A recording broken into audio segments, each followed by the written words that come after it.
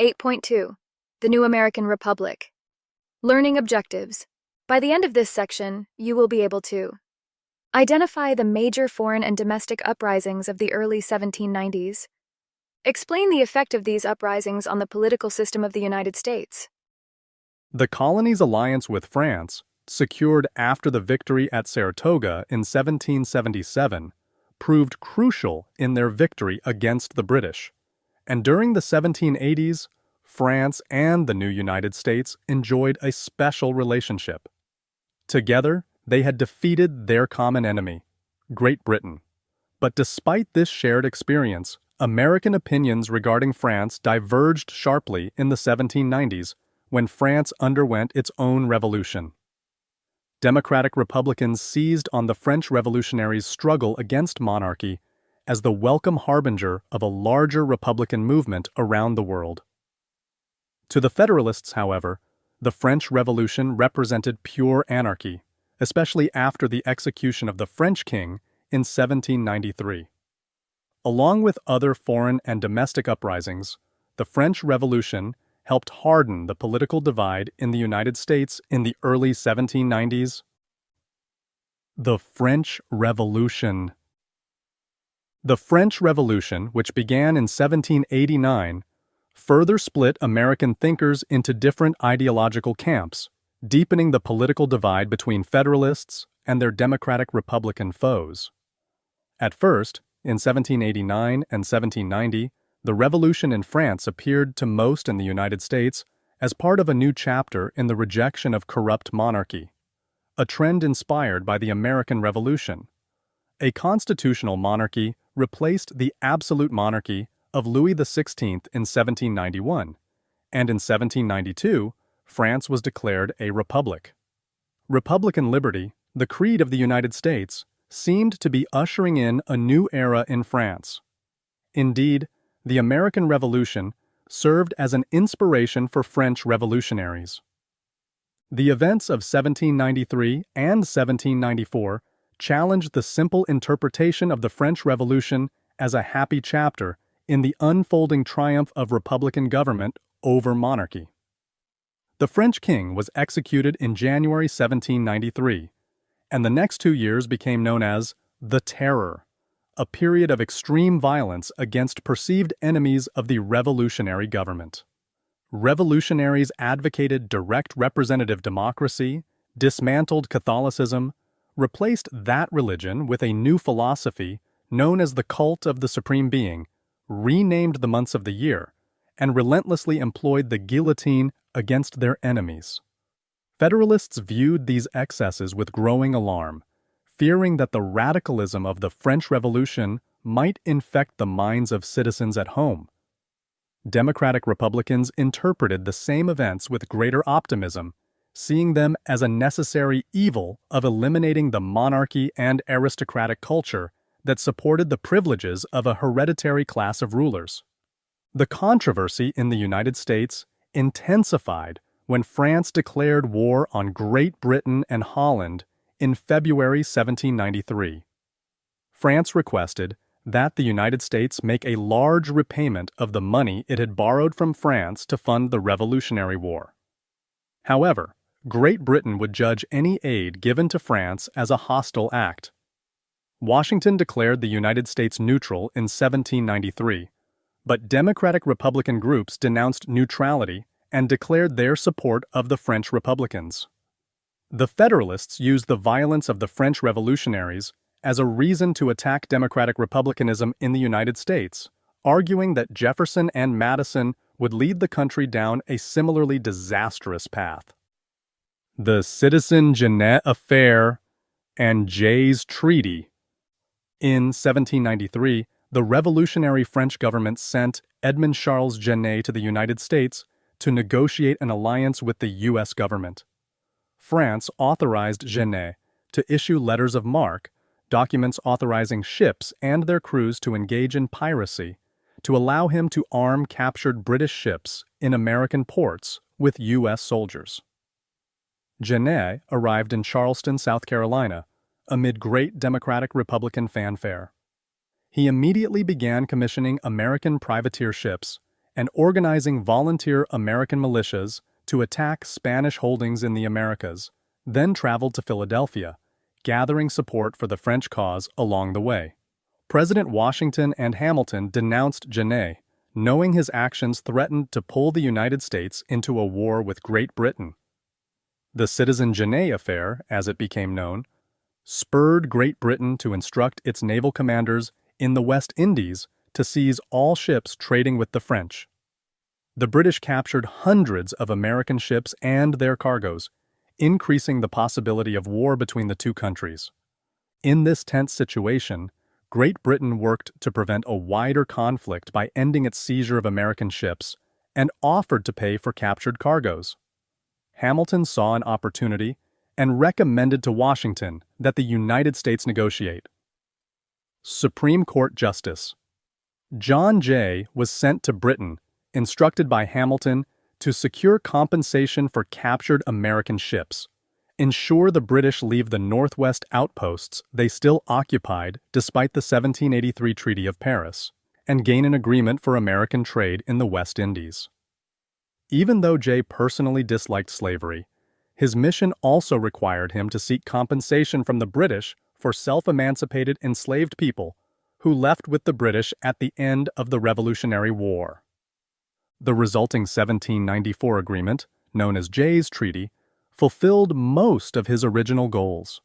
The British would turn over the frontier posts in the Northwest, American ships would be allowed to trade freely in the West Indies, and the United States agreed to assemble a commission charged with settling colonial debts U.S. citizens owed British merchants.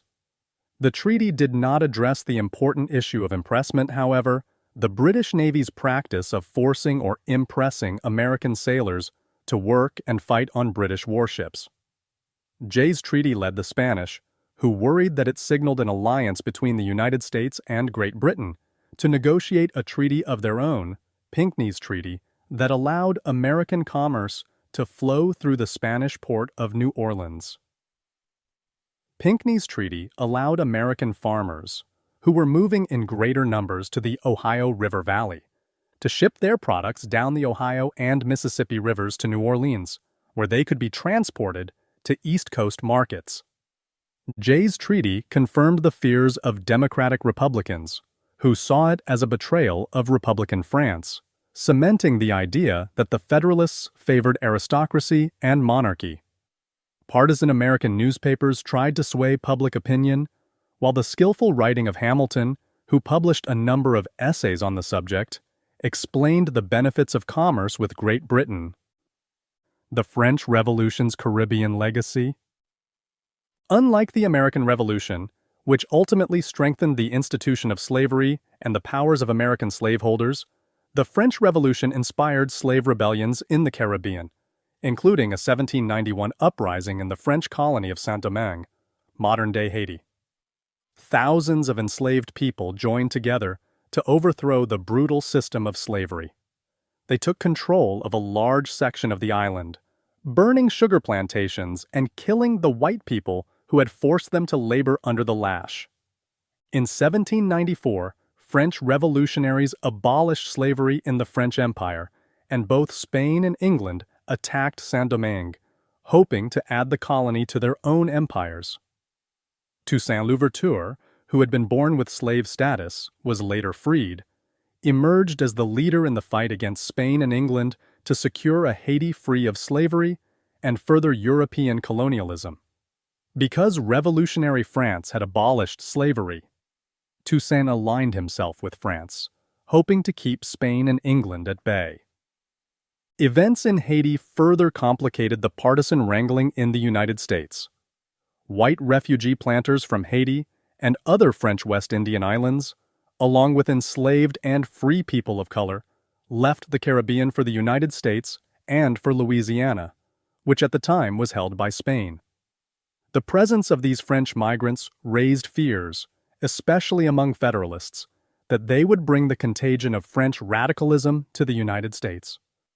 In addition, the idea that the French Revolution could inspire a successful slave uprising just off the American coastline filled Southern white people and slaveholders with horror. The Whiskey Rebellion. While the wars in France and the Caribbean divided American citizens, a major domestic test of the new national government came in 1794 over the issue of a tax on whiskey, an important part of Hamilton's financial program. In 1791, Congress had authorized a tax of 7.5 cents per gallon of whiskey and rum. Although most citizens paid without incident, trouble erupted in 4 western Pennsylvania counties in an uprising known as the Whiskey Rebellion.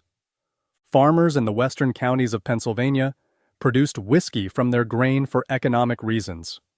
Without adequate roads or other means to transport a bulky grain harvest, these farmers distilled their grains into gin and whiskey, which were more cost-effective to transport. Since these farmers depended on the sale of whiskey, some citizens in western Pennsylvania and elsewhere viewed the new tax as further proof that the new national government favored the commercial classes on the eastern seaboard at the expense of farmers in the West.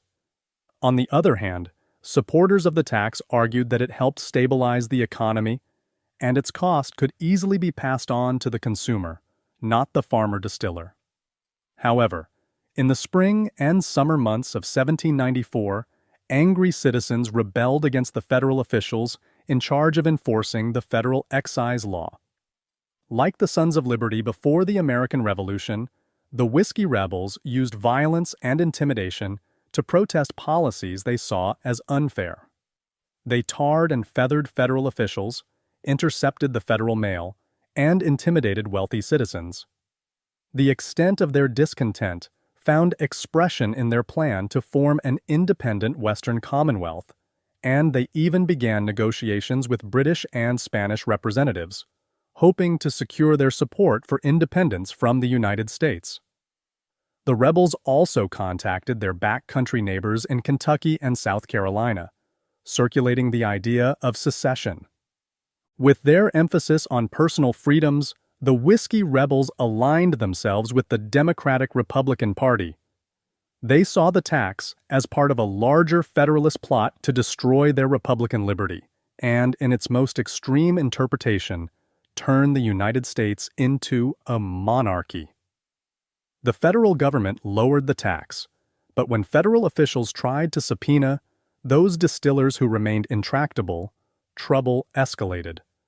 Washington responded by creating a 13,000-man militia drawn from several states to put down the rebellion.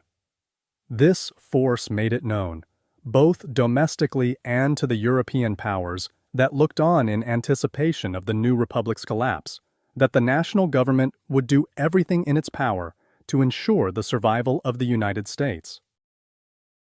Defining American. Alexander Hamilton. Shall the majority govern or be governed? Alexander Hamilton frequently wrote persuasive essays under pseudonyms like Tully, as he does here. In this 1794 essay, Hamilton denounces the Whiskey Rebels and majority rule. It has been observed that the means most likely to be employed to turn the insurrection in the Western country to the detriment of the government would be artfully calculated, among other things, to divert your attention from the true question to be decided. Let us see, then, what is this question. It is plainly this: shall the majority govern or be governed? Shall the nation rule or be ruled? Shall the general will prevail or the will of a faction? Shall there be government or no government? The Constitution you have ordained for yourselves and your posterity contains this express clause. The Congress shall have power to lay and collect taxes, duties, imposts, and excises, to pay the debts, and provide for the common defense and general welfare of the United States. You have then, by a solemn and deliberate act, the most important and sacred that a nation can perform, pronounced and decreed that your representatives in Congress shall have power to lay excises. You have done nothing since to reverse or impair that decree. But the 4 western counties of Pennsylvania undertake to rejudge and reverse your decrees. You have said, the Congress shall have power to lay excises. They say, the Congress shall not have this power. There is no road to despotism more sure or more to be dreaded than that which begins at anarchy. Alexander Hamilton's Tully No. 2, for the American Daily Advertiser, Philadelphia, August 26, 1794. What are the major arguments put forward by Hamilton in this document? Who do you think his audience is? Washington's Native American policy.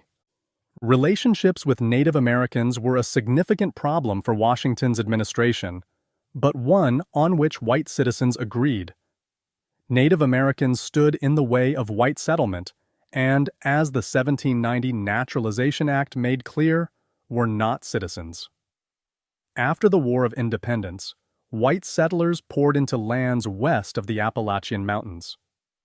As a result, from 1785 to 1795, a state of war existed on the frontier between these settlers and the Native Americans who lived in the Ohio Territory.